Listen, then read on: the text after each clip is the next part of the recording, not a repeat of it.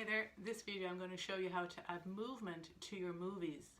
So I'm a movement teacher and I believe you are how you move, but how you move is dictated by your environment. And the environment at Christmas is a very particular environment with quite a lot of stress, very little time outside, lack of routine, less movement than usual, and usually excessive sitting, particularly with movies. So this little video is going to show you how to add movement to your movies and make it less damaging to you.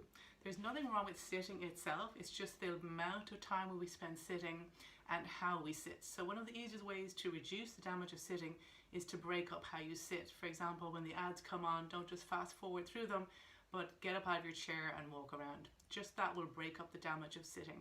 But the other way to break up the damage of sitting is to change how you sit. And this easiest way to change how you sit is to get down to the floor. The floor is the most underutilized piece of sports equipment that you own. So getting down to the floor in itself is an exercise. Getting back up again is another exercise. That's another reason to use the floor. How you get down to the floor is up to you. Once you're on the floor, you'll probably naturally gravitate into your most comfortable position, which for me is this. After a while, this won't be comfortable and you will naturally change your position to something else. It might be this, it might be this, it might be this. It doesn't matter. You're going to cycle through a whole set of positions as you get uncomfortable on the floor.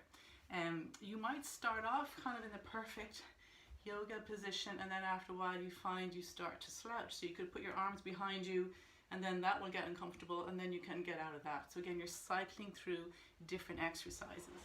If you're not ready to sit on the floor yet, I like to use props. My favorite one is this yoga block. So you can just sit on that to give you a bit more height. You could use a cushion instead, or I also like to put it on its higher setting like this.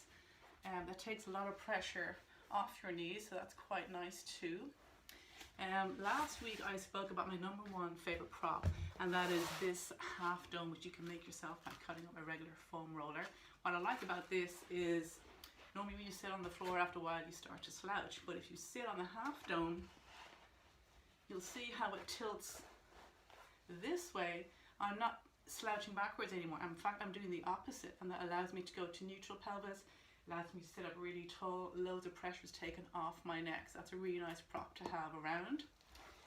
I also like to use a yoga bolster. If you don't have one of these, you can get some sleeping bags, wrap them up, or use some cushions. Again, you can sit on the yoga bolster in a variety of ways. Maybe cross-legged, maybe one leg out, maybe one leg bent, or maybe you want to sit on it as you would riding a horse, or you could even sit side saddle. As long as you're not sitting in the same position all the time, that's fine.